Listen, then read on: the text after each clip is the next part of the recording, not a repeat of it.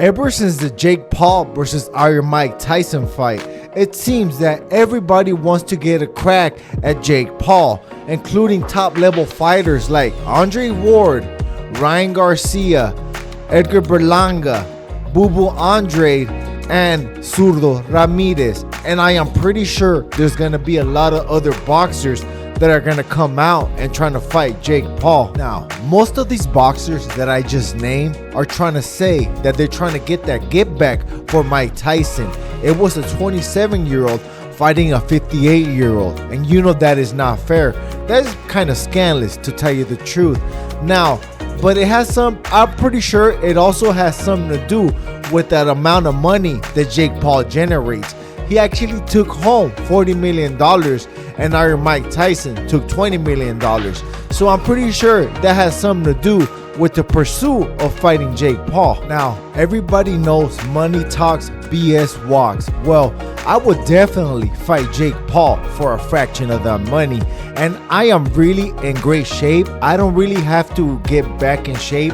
I already run 3 miles, so I'm already doing pretty good. If I have to fight Jake Paul, I would actually have to gain weight because I am a very fit person myself and I'm down to fight Jake Paul. And I know Jake Paul does generate a lot of money, but I really think he got 40 million and Mike Tyson got 20 million because he was facing Mike Tyson. Even though we know Mike Tyson was a 58-year-old and Jake Paul was a 27-year-old, but everybody still wanted to see Mike Tyson fight because of how great he was. You know, he was fighting a 58-year-old, but I really do think that Jake Paul will not generate that kind of money against somebody else unless they're already proven. Maybe Canelo, but against anybody else, I don't know if he's gonna generate that kind of money. Maybe Ryan Garcia. I also do know I was a little bit harsh on Jake Paul, but not really. What I said is what I said, and I'm not gonna take shit back because he did fight a 58-year-old, even though I do respect what he is doing for boxing because he is generating a lot of money and a lot of eyes for boxing and the boxers. The undercard was stacked. I just did not like him hitting a 58-year-old. Just think about your dad fighting Jake Paul. Would you let that ish ride? I would not let that ish ride. I would do something bad. And that is one of the reasons I really don't like Keyshawn Davis. Even though I know he's a really good fighter, it's just that he keeps saying and gloating that he actually knocked out Teofimo Lopez Sr., another dad, and he kept saying that Teofimo Lopez Jr. didn't do anything about it. But Keyshawn Davis, Gervonta Tank Davis actually called your mom the B word and you didn't do anything about it. And you said if that happened to you, you would do something about it. But nah, bro, you're fake. But guess what? I am boxing's instigator, bro. But Keyshawn Davis is like 50-50. I still respect him a lot and I am a fan of Keyshawn Davis. I just don't think what he did was right and it was a bitch move. But you know what? I mean, Teofimo Lopez Sr. denies it and Keyshawn Davis actually confirms it. So I do not know who to believe. But there was a lot of lies that Keyshawn Davis has said that don't really make sense, or he's just full of himself. I also do like what Jake Paul is doing with Netflix because I do want to talk about the numbers, okay?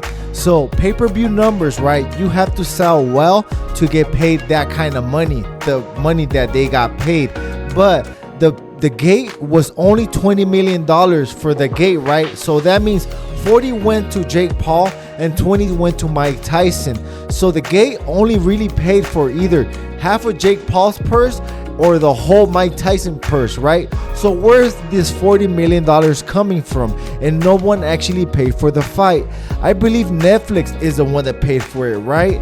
And I'm pretty sure that boxing should go to Netflix because if you're already a subscriber for Netflix, that means that people that actually watch a certain show, that's how people get paid, right? Okay, guys, I want to compare the last 2 biggest fights in the last year, which is Jake Paul versus Iron Mike Tyson and Gervonta Tank Davis versus Ryan Garcia.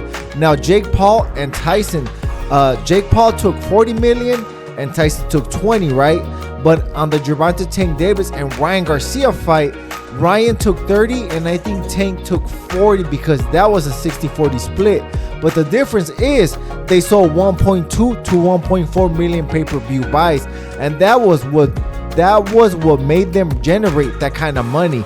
And not just that, the gate was like $25 million at the gate, right? So that accounted to the purses that they got.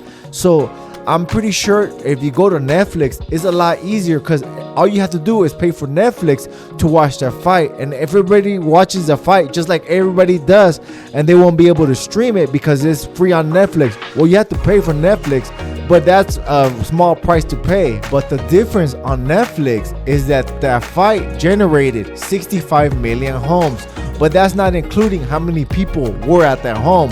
That means only if one person was at the house, that means it was 65 million viewers, right? But who knows how many people were watching this fight? I'm pretty sure the whole boxing world watched this fight. And not just that, if a pay-per-view event doesn't generate that kind of money or that much pay-per-view buys, that does not mean that the whole boxing world did not watch that fight. I am pretty sure everybody streamed the fight. Let me give you an example. The Devin Haney versus Lomachenko fight only sold 150,000 pay-per-view buys, right? But millions of fans knew about that fight and watched that fight. Now what's going on? People are stealing the fight. But guess what, guys? I ain't the biggest, I'm the baddest. And if you want to help out your boy, throw $1 at the super thanks. I gotta roll. Peace.